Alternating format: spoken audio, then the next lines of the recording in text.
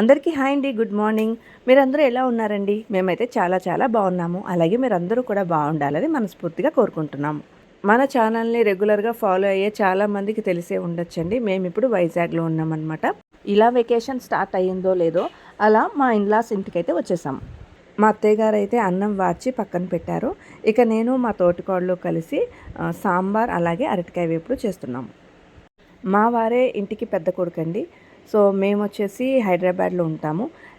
ఇక్కడ వైజాగ్లో వచ్చేసి మా అత్తయ్య గారు, మామయ్య గారు, మా మరిది, మా తోటికోడలు నలుగురు కలిసే ఉంటారు. ఇక మాకు ఒక ఆడపడుచు ఉందండి.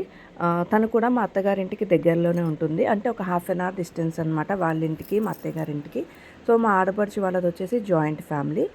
మా ఆడపడుచు వాళ్ళ అత్తయ్య గారు, మామయ్య గారు, అలాగే వాళ్ళ తోటికోడలు, బావగారు వీళ్ళందరూ కలిసే ఉంటారు. ఏప్రిల్ 27 సాటర్డే రోజు మా ఆడపడుచు వాళ్ళ హస్బెండ్ బర్త్డే అనమాట. సో అన్నయ్య బర్త్డే అని తెలిసే మేము కరెక్ట్గా ముందు రోజు నైట్కి వైజాగ్ రీచ్ అయ్యేలా వచ్చాము. సో ఏప్రిల్ 26 నాడు ఫ్రైడే మేము ఆఫ్టర్నూన్ 3 o'clockకి వందే భారత్ ఎక్స్ప్రెస్ ఎక్కి నైట్ 11:30కి వైజాగ్ రీచ్ అయ్యాము. మేము క్యాబ్లో ఉండగానే మిడ్ నైట్ 12 o'clockకి మా అన్నయ్యకి ఫోన్ చేసి మేము విషెస్ చెప్పాము. బర్త్డే రోజు మార్నింగే టెంపుల్కి వెళ్ళి వాళ్ళ పేరెంట్స్ బ్లెస్సింగ్స్ తీసుకొని ఆఫ్టర్నూన్ లంచ్ చేసుకొని ఈవినింగ్ 4 కల్లా మా అత్తయ్య గారి ఇంటికి వస్తానని చెప్పారు.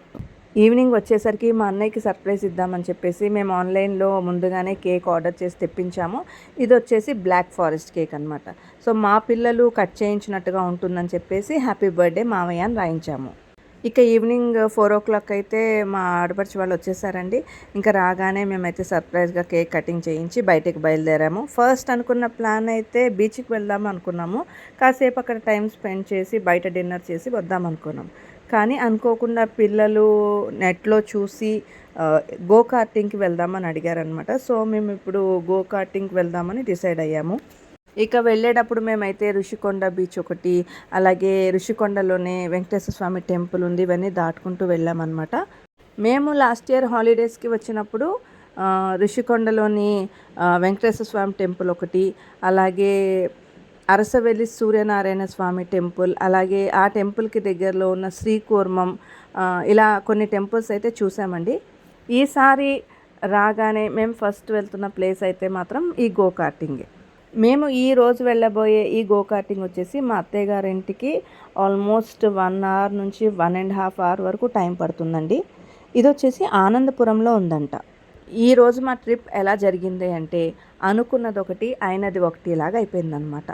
ఫస్ట్ మేము అనుకున్నది బీచ్, అనుకోకుండా మేము డెసిషన్ చేంజ్ చేసుకొని పిల్లల కోసం అని చెప్పి ఈ గో కార్టింగ్ అయితే బయలుదేరాము. సో అక్కడే ఫస్ట్ ప్లాన్ చేంజ్ అయింది. ఇక నెక్స్ట్ ఏం జరిగిందో కూడా చెప్తాను వినండి. మేము ఇంకొక 10 to 15 minutesలో గో కార్టింగ్ దగ్గరికి రీచ్ అయిపోతాము అనుకున్న సమయంలో సడన్గా మా కారు నుంచి సౌండ్ రావడం స్టార్ట్ అయింది.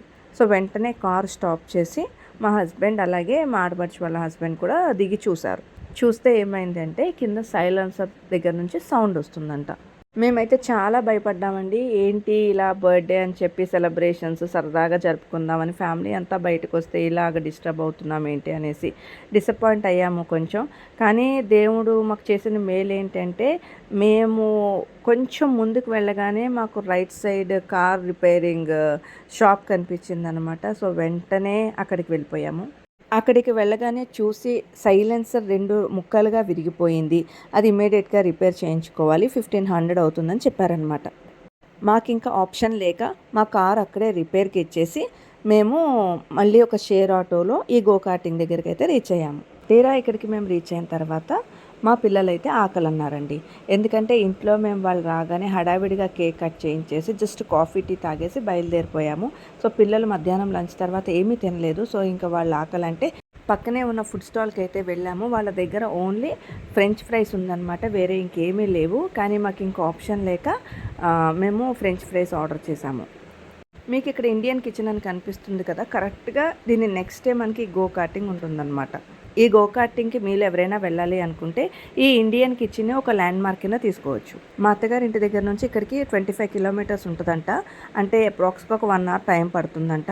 కానీ మేము గూగుల్లో లొకేషన్ చూసుకుంటూ రావడం, అలాగే మా కార్ ట్రబుల్ ఇవ్వడం, ఇవన్నీ మేము చూసుకుని వచ్చేసరికి మాకు ఆల్మోస్ట్ 2 hours పట్టేసిందండి. మాకు ఈ గో కార్టింగ్ లొకేషన్ కూడా గూగుల్‌లో సరిగ్గా చూపించలేదనమాట.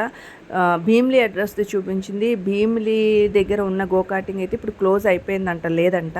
సో, మేము గూగుల్‌లో నెంబర్ సెర్చ్ చేసుకొని వాళ్ళకి కాల్ చేసి అడ్రస్ కనుక్కొని ఆనందపురంలో ఉందని తెలిసి మేము ఇక్కడికొచ్చాము.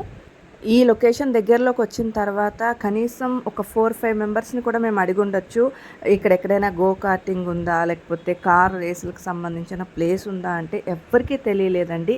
మాకు మేముగా చూసుకొని ఇండియన్ కిచెన్ పక్కన ఉంటుంది అని వెతుక్కుంటూ ఇక్కడికి వచ్చాము. ఇప్పుడు సమ్మర్ వెకేషన్ కాబట్టి చాలామందికి వెళ్ళాలి అనే ఆలోచన ఉంటుంది.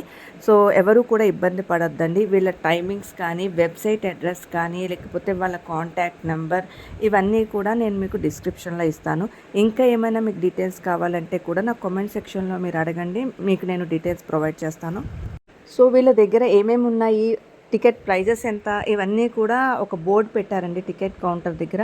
సో, ఇవన్నీ కూడా నేను వీడియోస్ అండ్ ఫొటోస్ తీసి ఇక్కడ డిస్ప్లే ఇస్తున్నాను. సో, ఇవన్నీ కూడా మీరు డైరెక్ట్గా చెక్ చేసుకోవచ్చు. ఇంకా ఏమైనా డౌట్స్ ఉంటే నేను డిస్క్రిప్షన్లో ఇచ్చిన కాంటాక్ట్ నెంబర్కి కాల్ చేసి మీరు కనుక్కోవచ్చు. ప్రైస్ అయితే కొంచెం మాకు ఎక్కువే అనిపించిందండి. అందుకనేసి మేము పెద్దవాళ్ళం డ్రాప్ అయిపోయి పిల్లల ఎంజాయ్మెంట్ ఇంపార్టెంట్ అని చెప్పేసి మా పిల్లల నలుగురిని కూడా పంపించాము. అంటే మా 2 పిల్లలు అలాగే మా ఆడపడుచు గారి పిల్లలు ఇద్దరిని కూడా గో కార్టింగ్కి పంపించాము. వెళ్ళగానే పిల్లలకైతే ఇట్లా ప్లాస్టిక్ ర్యాప్ చేశారండి జుట్టుకి, అలాగే హెల్మెట్ కూడా ప్రొవైడ్ చేశారు. ఒక్కొక్కరికి 8 రౌండ్స్ అంట. సో, నలుగురిని ఒకటేసారి పంపించేశారు. సో, ఇక్కడ కూడా మాకు అనుకోని సంఘటన ఒకటి జరిగిందండి. మా పిల్లలు నలుగురు కూడా రేసింగ్ చేస్తున్నారు, వాళ్ళు బాగా ఎంజాయ్ చేస్తున్నారు. సడన్గా మా ఆడపడుచు వాళ్ళ అబ్బాయిది వెహికల్ అయితే కంట్రోల్ తప్పిందనమాట. సో, అది ఫాస్ట్గా వెళ్ళిపోయి ఆ మధ్యలో బౌండరీస్ పెట్టిన టైర్ని గుద్దుకొని అవతల లేన్లోకి మా బాబు అయితే పడిపోయాడనమాట ఎగిరి. అదృష్టం ఏంటంటే చాలా చిన్న ప్రమాదంతోనే మేము బయటపడ్డాము. మేమైతే చాలా భయపడిపోయాము. ఈ గో కార్టింగ్ వాళ్ళు మమ్మల్ని ఎవరిని కూడా ఈ టైర్స్ బౌండరీ లోపలికి అయితే అలౌ చేయలేదు. ఎందుకంటే మిగతా పిల్లలు తిరుగుతున్నారు కాబట్టి మేము ఎక్కడ వాళ్ళకి అడ్డుగా వెళ్తామో, లేకపోతే వాళ్ళు ఎక్కడ మాకు డాష్ ఇచ్చేస్తారో అని చెప్పి వాళ్ళే లోపలికి వెళ్ళి బాబుని బయటకు తీసుకొచ్చారు. మా వాడు ఏమన్నాడంటే బై మిస్టేక్ బ్రేక్ ఇవ్వబోయి యాక్సిలేటర్ ఇచ్చేసాడంట, అందుకనే ప్రమాదం జరిగింది. ఒక పక్కన మేము ఇంత కంగారు పడుతుంటే వాడంటాడు, నా రౌండ్స్ ఇంకా ఉండిపోయినాయి, మీరెవ్వరూ వెళ్ళొద్దు, నేనే వెళ్తానని చెప్పేసి ఒక 10 మినిట్స్ ఏమో రెస్ట్ తీసుకున్నాడండి. మళ్ళీ వెళ్ళి వాడి రైడ్స్ అయితే ఎంజాయ్ చేసి వచ్చాడు. సో, మనం ఈ హాలిడేస్లో ఎక్కడికి ఎలా వెళ్ళినా సరే, రిసార్ట్కి వెళ్ళినా, వాటర్ ఫాల్స్కి వెళ్ళినా, లేకపోతే ఇంకెక్కడికి వెళ్ళినా సరే మనమైతే చాలా అలర్ట్గా ఉండాలి. మెయిన్లీ పెద్దవాళ్ళం చాలా అలర్ట్గా ఉండాలండి. మనం సెల్ఫీస్ తీసుకుంటూ, లేకపోతే వీడియోస్ తీసుకుంటూ మనం పిల్లల్ని పట్టించుకోకపోతే మాత్రం చాలా పెద్ద ప్రమాదాలే జరిగే అవకాశం ఉంటుంది. సో, బీ కేర్ఫుల్ అండి. సో, మేము ఇంత జాగ్రత్తగా ఉన్నా సరే మాకు ఈరోజు కొన్ని అవాంతరాలు వచ్చినాయి. కానీ భగవంతుడి దయ వల్ల మేమైతే చాలా చిన్న వాటితో బయటపడిపోయాము. కారు కూడా మాది రిపేర్ అయిపోయిందండి మా గో కార్టింగ్ అయ్యేలోపు. మేము ఇంకా మధురవాడలో డిన్నర్ చేసేసి ఇంటికి బయలుదేరిపోయాము. ఈ వీడియో మీకు నచ్చినట్లయితే వెంటనే ఒక లైక్ ఇవ్వండి. అలాగే మీ ఫ్యామిలీ అండ్ ఫ్రెండ్స్కి తప్పకుండా మన వీడియోని అయితే షేర్ చేయండి. అలాగే ఎవరైనా మన ఛానల్ని ఫస్ట్ టైం చూస్తున్నట్టయితే తప్పకుండా మన ఛానల్ని సబ్స్క్రైబ్ చేసుకోండి. నోటిఫికేషన్స్ కోసం పక్కనున్న బెల్ ఐకాన్ని యాక్టివేట్ చేసుకోండి. Thanks for watching. Meet you in the next video. Bye.